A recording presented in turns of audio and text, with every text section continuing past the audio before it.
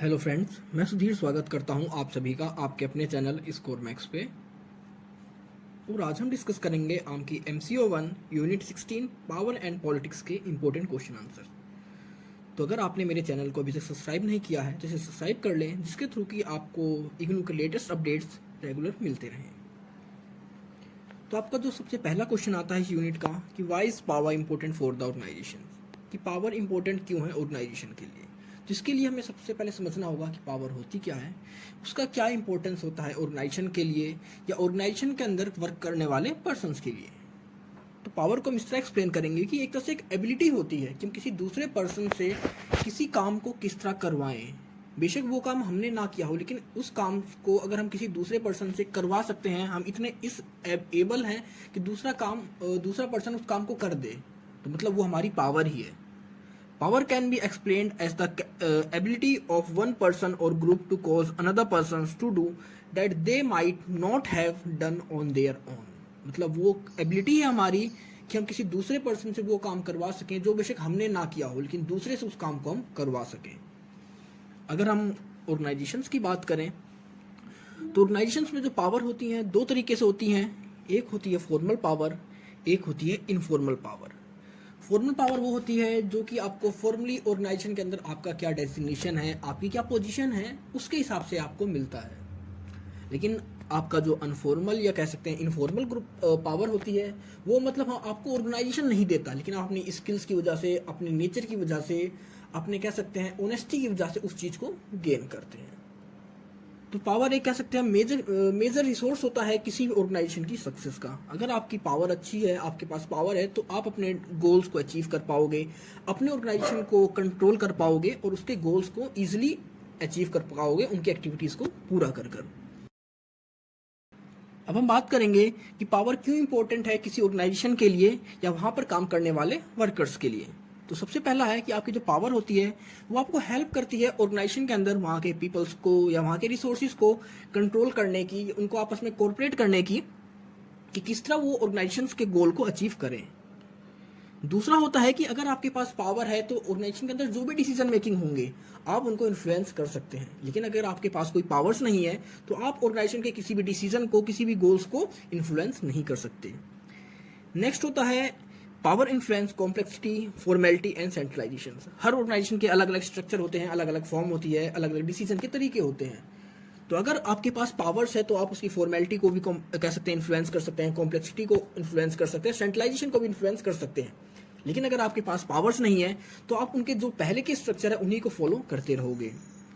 Next है, अगर आपके पास पावर्स हैं तो आप ये भी कर सकते हो डिसाइड कि आपके ऑर्गेनाइजेशन का साइज क्या होगा, किस तरह किसको रिवॉर्ड्स दिए जाएंगे, उनका एलोकेशन क्या होगा, आपका कम्युनिकेशन प्रोसेस क्या होगा, या फिर आप किस तरह की टेक्नोलॉजी को यूज करोगे। और लास्ट होता है कि अगर पावर है तभी आप किसी ऑर्गेनाइजेशन के फंक्शंस को एफिशिएंटली कंट्रोल कर पाओगे। कि जब तक आपके पास पावर्स नहीं है आप किसी भी ऑर्गेनाइजेशन को कंट्रोल नहीं कर सकते, या कोई भी ऑर्गेनाइजेशन जो है वो अपने आप में सक्सेस नहीं हो सकता बिना पावर्स के। तो ये हमारे कुछ इंपॉर्टेंट एस्पेक्ट्स थे पावर के। नेक्स्ट क्वेश्चन आता है आपका distinguish between formal and informal sources of power. अगर हम फॉर्मल सोर्सेज की बात करें तो ये वो सोर्सेज होते हैं जो कि ऑर्गेनाइजेशन हमें देता है। और ये ऑर्गेनाइजेशन हमें क्यों देगा, फॉर्मल सोर्सेज ऑफ पावर? हम ऑर्गेनाइजेशन के अंदर किसी ना किसी पोजीशन पे होते हैं, कोई ना कोई हमारी पोस्ट होती है, उसके हिसाब से हमें पावर दी जाती है। अब बात करूँ कि अगर कोई ए ग्रेड पोजीशन पे है, कोई टॉप लेवल पोजीशन पे है, तो उसके पास सबसे ज़्यादा पावर्स होंगी उस ऑर्गेनाइजेशन को कंट्रोल करने की, उनको कह सकते हैं क्या से रेगुलेट करने की। अगर कोई ऑर्गेनाइजेशन के लोअर लेवल पर है तो उसके पास कह सकते हैं ना के बराबर पावर्स होंगी या सबसे कम पावर्स होंगी। तो इसके अंदर आप देखते हैं कौन कौन सी पावर्स हो सकती हैं। आप जॉब टास्क दूसरों को डिसाइड कर सकते हैं, रिवॉर्ड डिसाइड कर सकते हैं, उनके बीच में आपस में किसका कोऑर्डिनेशन होगा वो डिसाइड कर सकते हैं। और फिर आपके इन्फॉर्मेटिव पावर्स होती है, मतलब ये सब तो होता है। या आप लेजिटिमेटिव बात करें कि आप कौन सी आपके पास रूल्स रेगुलेशंस की पावर है, जो एक तरह से संवैधानिक पावर्स होती हैं। तो बहुत सारी पावर्स होती हैं जो कि हमें ऑर्गेनाइजेशन देता है। इसमें हमें बस यही है कि जो पावर्स ऑर्गेनाइजेशन अपने एम्प्लॉयज़ को देता है वो हमारी फॉर्मल पावर्स होती हैं। ये पावर्स हमें किस तरह से मिलती हैं कि हमारा ऑर्गेनाइजेशन के अंदर क्या पोजीशन है, हमारा क्या डेजिग्नेशन है, जैसा हमारा डेजिग्नेशन होगा वैसी हमारे पास पावर्स होगी। क्योंकि जब आप अगर किसी को कोई रिस्पॉन्सिबिलिटी देते हैं तो ऑर्गेनाइजेशन में उस रिस्पॉन्सिबिलिटी को पूरा करने के लिए हमें कुछ पावर्स भी उसे देनी पड़ती हैं। तो इसलिए वो पावर्स उसे दी जाती हैं। पावर्स के अंदर नॉर्मली चार तरह की आपकी फॉर्मल पावर्स होती हैं: legislative, reward, coercive and informative power. अगर हम बात करें इनफॉर्मल पावर्स की, तो इनफॉर्मल पावर्स कह सकते हैं ये ऑर्गेनाइजेशन नहीं देता अपने एम्प्लॉयज़ को या किसी ऑर्गेनाइजेशन को, लेकिन कह सकते हैं ये वो पावर्स होती हैं जो कि हमारे इंडिविजुअल, हमारे वर्कर्स अपने आप ही डेवलप करते हैं। ये नहीं होता इसमें कि अगर कोई टॉप पोजीशन में तो उसके पास इनफॉर्मल पावर्स बहुत ज़्यादा होंगी, अगर कोई लोअर लेवल में है तो उसके पास इनफॉर्मल पावर्स कम होंगी। इनफॉर्मल पावर्स ये नहीं होता कि आपके डेजिग्नेशन के, आपके पोजीशन के हिसाब से आपके पास हो, ये किसी के पास भी कितनी पावर्स हो सकती हैं। इसमें हम बात करेंगे जैसे कि अगर आपके पास कोई स्किल्स है, वो सिर्फ स्किल्स आपने खुद डेवलप करी है अपनी प्रैक्टिस की वजह से, अपने कह सकते हैं एफिशिएंसी की वजह से, तो वो भी कहीं ना कहीं एक तरह की पावर ही आपके पास, कि उस ऑर्गेनाइजेशन में आपकी एक अलग ही वैल्यू है, क्योंकि आपके पास एक अलग तरीके से पावर है, आपके पास एक अलग तरह का नॉलेज है, आपकी पर्सनैलिटी अलग है। तो ये कह सकते हैं आपकी इनफॉर्मल पावर्स। अगर इनफॉर्मल पावर्स के अंदर हम बात करें, इसमें होती है आपकी expert power, referent power and charismatic powers. ये आपका डिफरेंस हो गया फॉर्मल और इनफॉर्मल सोर्सेज ऑफ पावर का। नेक्स्ट है enumerate the process of obtaining power. काफी इंपॉर्टेंट क्वेश्चन है, पिछले साल भी आपका सितंबर बैच में जो एग्जाम हुए थे उसमें रिपीट हुआ था क्वेश्चन कि कौन कौन से प्रोसेस है जिसके थ्रू कि कोई भी इंडिविजुअल ऑर्गेनाइजेशन के अंदर पावर्स को गेन कर सकता है, ऑब्टेन कर सकता है। तो सबसे पहला जो हमारे पास प्रोसेस होता है पावर्स को गेन करने का, ऑब्टेन करने का, फ्रेंडलीनेस है। अगर आप ऑर्गेनाइजेशन के अंदर हर किसी के साथ आपका जो नेचर है फ्रेंडली नेचर है, आपकी गुडविल बहुत अच्छी है, आप हर किसी के साथ हम्बल रहते हैं, आप पावरफुल पर्सन्स के साथ ज़्यादा अपना टाइम स्पेंड करते हैं, तो वहाँ पर क्या होगा, आपके पास डायरेक्टली तो कोई पावर नहीं है, लेकिन इनडायरेक्टली आपके जो लिंक है, आपके जो रिलेशनशिप्स हैं, आपकी जो गुडविल है अदर पर्सन के साथ बहुत अच्छी है, तो कहीं ना कहीं वो चीज़ें भी आपको पावर प्रोवाइड कर देती हैं। दूसरा है मेकिंग वन सेल्फ इरिप्लेसेबल। अगर इसकी हम बात करें कि मतलब कोई आपको रिप्लेस ना कर सके, आपके पास कोई ऐसा स्पेशलाइज्ड नॉलेज, स्किल्स या ऐसा कुछ होना चाहिए जो कि उस ऑर्गेनाइजेशन में किसी और के पास ना हो। कोई ऐसी पे आप ये देख सकते हैं कि अपने आप किसी एक ऐसी चीज़ में डेवलप करें जो उस ऑर्गेनाइजेशन के अंदर कोई ना कर रहा हो सकता हो आप स्पेशलाइज्ड हो प्रोडक्शन के, स्पेशलाइज्ड हो किसी मार्केटिंग के, या किसी आप एड्स के स्पेशलाइज्ड हो, तो वो क्या होता है कि मतलब उस चीज़ में अब आपको कोई और रिप्लेस नहीं कर सकता, तो वो भी आपके लिए एक तरह से कह सकते हैं पावर का काम करती है, और इस तरह भी आप पावर को ऑब्टेन कर सकते हैं ऑर्गेनाइजेशन के अंदर। नेक्स्ट आपका नेटवर्किंग विद पावरफुल पीपल्स। अब नेटवर्किंग का मतलब क्या है कि हम पावरफुल जो भी पावरफुल पीपल्स हैं उनके साथ अपने कॉन्टैक्ट को डेवलप करें, जिनकी कह सकते हैं जो कि हाई लेवल होते हैं अथॉरिटी के अंदर, जिनका स्टेटस बहुत ऊपर होता है, जिनकी पोजीशंस बहुत ज़्यादा ऊपर होती हैं, या उन पर्सन के साथ अपने हम नेटवर्क को डेवलप करें जिनके कंट्रोल में आपके रिसोर्सेज होते हैं। कोई एक्सपर्ट है आपके ऑर्गेनाइजेशन का तो उसके साथ हमारे अच्छे कह सकते हैं रिलेशंस अच्छे हों। तो यहाँ पर हम बात करते हैं कि सिर्फ जो भी पावरफुल पर्सन हैं उनके साथ आपकी नेटवर्किंग अगर अच्छी होगी तो कहीं ना कहीं उस चीज़ से भी आप पावर को ऑब्टेन कर लोगे। नेक्स्ट है बिल्डिंग अलायंस। अब अलायंस का मतलब क्या होता है, जब आप दो या दो से ज़्यादा ग्रुप्स मिलकर एक साथ काम को करते हो तो वहाँ पर आपकी पावर्स भी इंक्रीज हो जाती है।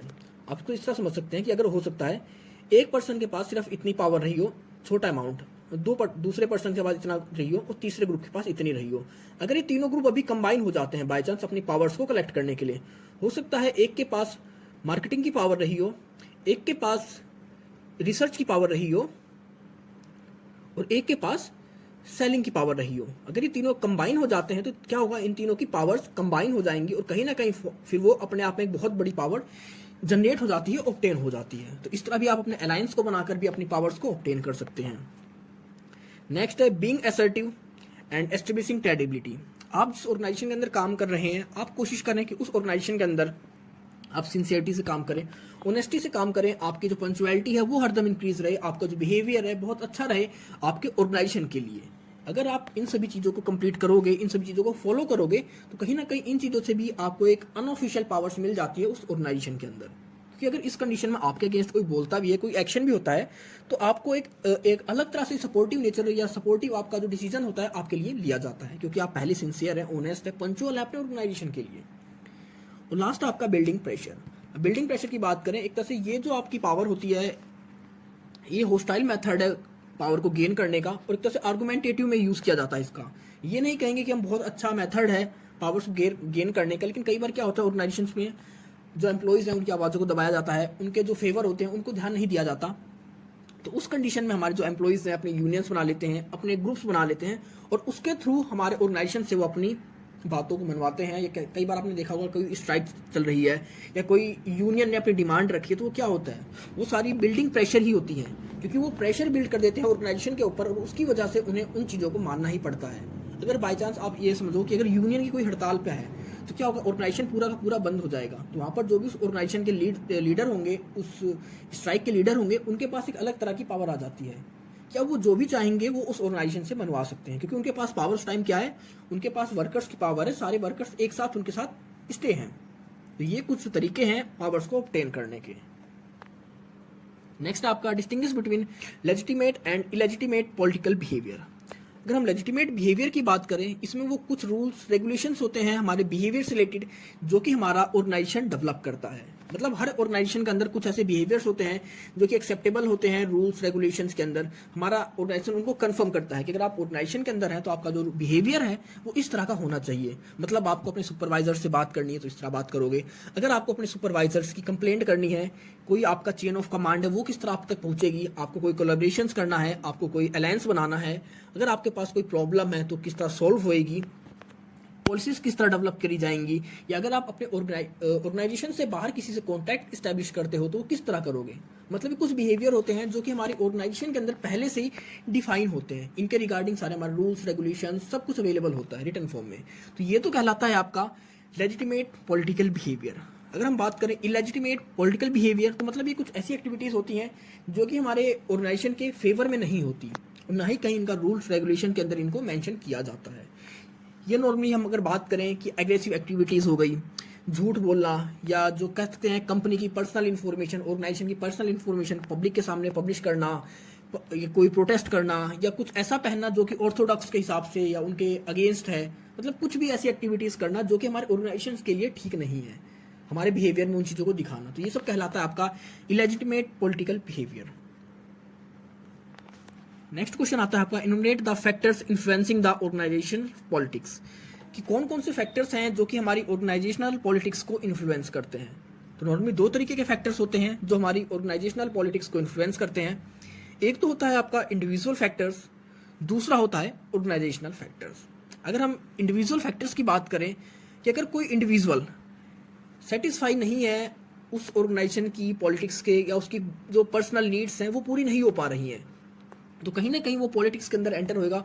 उसकी कोशिश होती है कि शायद वो पॉलिटिक्स के अंदर एंटर होकर या पॉलिटिक्स कर या राजनीति कर ही अपनी उन बेसिक नीड्स को पूरी कर सके, क्योंकि हर किसी का एम होता है कि अपने कह सकते हैं जो इन्फ्लुएंस एरिया होता है उसको बढ़ाना, अपने आप में पावर गेन करना, अपनी बेसिक नीड्स को पूरी करना। तो ये सब तभी कर पाएगा जब उसके पास पावर्स होंगी, या फिर वो कह सकते हैं पॉलिटिक्स करेगा वहाँ पर, या यूँ कह सकते हैं वो राजनीति का पार्ट बन जाए उस ऑर्गेनाइजेशन की, तभी वो इन चीज़ों को गेन कर सकता है, अपनी पावर्स को गेन कर सकता है। इसी के अंदर हम बात करते हैं पावर्स की, क्योंकि अगर आपके पास कोई पावर्स नहीं है तो भी आपकी बेसिक नीड्स, आपके जो रिक्वायरमेंट्स है वो पूरी नहीं हो सकती, ना ही आपकी डिजायर्स फुलफिल होंगी। तो यहाँ पर हम बात करते हैं कि किस तरह जो हमारा इंडिविजुअल फैक्टर्स है इफेक्ट करता है, इन्फ्लुएंस करता है हमारी ऑर्गेनाइजेशन पॉलिटिक्स को। अगर हमारी इंडिविजुअल की नीड्स पूरी नहीं हो रही है तो वो वहाँ पर पॉलिटिक्स के अंदर इन्वॉल्व होएगा, अपनी पावर्स के लिए स्ट्रगल करेगा और कोशिश करेगा कि वो ज़्यादा से ज़्यादा पावर्स को गेन करे अपनी नीड्स को पूरी करने के लिए। अब दूसरा फैक्टर जो होता है ऑर्गेनाइजेशनल फैक्टर्स, इसमें हम बात करेंगे कई फैक्टर्स है ऑर्गेनाइजेशनल फैक्टर्स के अंदर, इसको आगे भी फर्दर क्लासीफाई किया गया है, डिवाइड किया गया है अलग अलग पार्ट के अंदर। तो सबसे पहला जो पार्ट आता है ऑर्गेनाइजेशनल फैक्टर्स का, सबसे पहला है limited resources in the organisation. अब ऑर्गेनाइजेशंस के अंदर तो लिमिटेड रिसोर्सेज हैं, लेकिन उनका जो पार्टीशन है वो सही या कह सकते हैं फेयर वे में नहीं हो रहा। किसी पर्सन को तो वो रिसोर्सेज ज़्यादा मिल रहे हैं तो किसी को कम मिल रहे हैं, किसी की नीड भी पूरी नहीं हो पा रही है और किसी के पास नीड से भी ज़्यादा है। तो उसकी वजह से वहाँ पर पॉलिटिक्स जनरेट होती है, पॉलिटिक्स इंक्रीज होती है। दूसरा आपका इंटरप्रिटेशन ऑफ लिमिटेड रिसोर्सेज। अब आपके पास जो भी लिमिटेड रिसोर्सेज है इसके अंदर हम बात करेंगे प्रमोशन की, रिवॉर्ड्स की या पोजीशंस की। कुछ तरह के हमारे पास जो लिमिटेड रिसोर्सेज होते हैं, रिसोर्सेज तो हमारे पास ही लिमिटेड होते हैं, लेकिन अब वो रिसोर्सेज किसको मिलेंगे ये बात होती है। ये तो है नहीं कि पूरे ऑर्गेनाइजेशंस को पावर दे दी जाए, उनका प्रमोशन कर दिया जाए, उनकी पोजीशन को इम्प्रूव कर दिया जाए। अब ये सिर्फ स्पेसिफिक कुछ ही लोगों को मिलता है।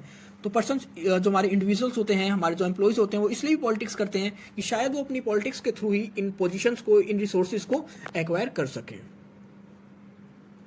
नेक्स्ट आपका परफॉर्मेंस इवैल्यूएशन।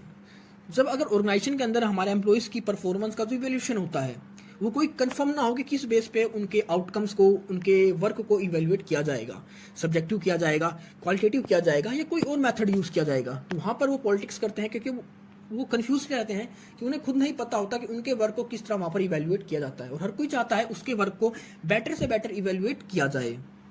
नेक्स्ट आपका हाई परफॉर्मेंस प्रेशर। अब हाई परफॉर्मेंस प्रेशर क्या होता है? अगर आपके पास बहुत ज़्यादा प्रेशर है तो आप सोचते हैं कि आप किस तरह पॉलिटिक्स कर अपने उस वर्कलोड को कम करो। अगर कोई इंडिविजुअल है, वो कुछ भी नहीं कहता, उससे जितना काम दिया जाता है वो अपने को कंप्लीट करता है, हो सकता है वो लॉन्ग टर्म में तो सक्सेस हो जाए, लेकिन उसके पास जो वर्कलोड होता है वो बहुत ज़्यादा हो जाता है। वर्कलोड तभी कम होगा जब आप पॉलिटिक्स के एज अ पार्ट बनोगे, आपके पास पावर्स आएंगी।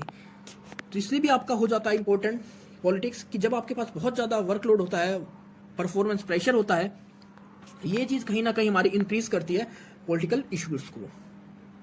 नेक्स्ट आपका डिसीजन मेकिंग कल्चर। अब डिसीजन मेकिंग कल्चर के अंदर बात करते हैं कि बेशक ऑर्गेनाइजेशन के अंदर कोई डिसीजन लेना है, उसके 100 मेंबर पार्टिसिपेंट्स हैं, 100 मेंबर्स उसके मेंबर्स हैं उस डिसीजन को लेने के लिए, लेकिन वहाँ पर जो डोमिनेंट होते हैं वो सिर्फ 2 या 4% पर्सन ही होते हैं जो डिसीजन को डोमिनेट करते हैं। तो वहाँ पर भी ये पॉलिटिक्स इंक्रीज होने का रीज़न बनता है, क्योंकि हर कोई चाहता है अगर वो पार्टिसिपेशन कर रहा है तो उसकी बातों को सुना जाए, उसको बराबर ही वैल्यू दी जाए जितनी कि अदर्स को दी जा रही है। लेकिन जब वो देखता है कि आप सिर्फ 2 या 4% डोमिनेट कर रहे हैं प्रॉपर उनके डिसीजन मेकिंग प्रोसेस को, ड्यूटीज़ को, रिस्पॉन्सिबिलिटीज़ को, तो वहाँ पर वो अपने आप कह सकते हैं पॉलिटिक्स की स्टार्टिंग हो जाती है। और लास्ट होता है अफेक्टिंग लोअर लेवल पोजीशंस। जब लोअर लेवल देखता है कि टॉप लेवल मैनेजमेंट में किस तरह पॉलिटिकल इश्यूज बढ़ रहे हैं, किस तरह वो पॉलिटिक्स कर अपने बेनिफिट्स को इंक्रीज करते हैं, अपने आप के अंदर कह सकते हैं पावर्स को इंक्रीज करते हैं, तो हमारा जो लोअर लेवल होता है वो भी कहीं ना कहीं मोटिवेट होता है पॉलिटिक्स की तरफ एंटर करने पर। नेक्स्ट क्वेश्चन आपका distinguish between legitimate powers and coercive powers. तो एक तरह से हम कह सकते हैं जो दोनों ही पावर्स हैं हमारी फॉर्मल पावर्स के पार्ट हैं, चाहे हम बात करें लेजिटिमेटिव पावर्स की या कोर्सिव पावर्स की। तो लेजिटिमेटिव पावर्स के अंदर हम बात करते हैं कि किस तरह हम अपने ऑर्गेनाइजेशंस को कंट्रोल करेंगे, वहाँ के एम्प्लॉइज को कंट्रोल करेंगे, वहाँ के रिसोर्सेज को कंट्रोल करेंगे, जिसके थ्रू कि हम अपने ऑर्गेनाइजेशन गोल्स को अचीव कर सकें। एक तरह से आपका कह सकते हैं लीगल अथॉरिटी होती है हमारी, जो भी हमारे लीडर्स होते हैं, लेजिटिमेटिव पावर की किस तरह वो अपने ऑर्गेनाइजेशनल रिसोर्सेज को कंप्लीट कर पा रहे हैं, उनको कंट्रोल कर पा रहे हैं। तो तरह से मेन अथॉरिटी होती है, लीगल अथॉरिटी होती है अपने रिसोर्सेज को, अपने पर्सनस को कंट्रोल करने की। अब लेजिटिमेटिव पावर होती क्या है? क्योंकि तरह से कह सकते हैं अगर आप ऑर्गेनाइजेशन के अंदर किसी को आपने कोई पावर दे दी, मतलब कोई वर्क दे दिया, तो उसको वहाँ पर कोई ना कोई पावर आपको देनी पड़ेंगी जिसके थ्रू कि उस वर्क को वो कंप्लीट कर पाए जो कि आपने उसे असाइन किया है। अब इसके अंदर हम बात करते हैं कि किस किस तरह की पावर हो सकती है। तो नॉर्मली इस पावर का यूज़ करते हैं हमारे जो मैनेजर्स होते हैं अपने ऑर्गेनाइजेशंस को फॉर्मली वे में कंट्रोल करने के लिए, उनको एनकरेज करने के लिए, और अपना जो भी उनके प्री डिटरमाइंड गोल्स होते हैं किस तरह उनको उस तरफ टूवर्ड्स उनको मूव करें कि वो अपने रिसोर्सेज का यूज़ कर उस गोल को अचीव करें। लेकिन जब हम बात करते हैं कोर्सिव पावर्स की, तो ये तब यूज़ करी जाती है जब हमें लगता है कि अब हमारा ऑर्गेनाइजेशन है किसी रिस्क में है, अब हमें उस रिस्क को ख़त्म करना है। तो रिस्क को किस तरह ख़त्म किया जा सकता है? अब हो सकता है कोई पर्सन हमारे ऑर्गेनाइजेशन में काम कर रहा हो, लेकिन वो हमारी ऑर्गेनाइजेशन की पॉलिसीज़ को फॉलो ना कर उसके अगेंस्ट में वर्क कर रहा हो, हमारे ऑर्गेनाइजेशन के जो भी डॉक्यूमेंट्स हैं, इन्फॉर्मेशन हैं, बाहर लीक करता हो, उसकी वजह से उसने कोई डिसीजन लिया हो या उसकी कोई स्टेटमेंट रही हो जिसकी वजह से हमारी कंपनी की, हमारे ऑर्गेनाइजेशन की, हमारे फर्म्स की गुडविल खराब हुई हो, उसकी वजह से हो सकता है हमारे जो कस्टमर का शेयर वैल्यू था मार्केट के अंदर वो डिक्रीज हुआ हो। मतलब ऐसे बहुत सारे फैक्टर्स हैं जहां पर हम इस कोर्सिव पावर का यूज़ करते हैं। नॉर्मली से तभी यूज़ किया जाता है जब हमारे पास कोई फियर होता है या कोई लॉस का बहुत ज़्यादा सर्कमस्टांसिस होते हैं कि हाँ हमें लॉस होने वाला है, तो उस लॉस से आउटकम के लिए हम इस पावर का यूज़ करते हैं। तो नॉर्मली इसके अंदर नॉर्मली हम पनिशमेंट देते हैं। पनिशमेंट किस तरह की होती है?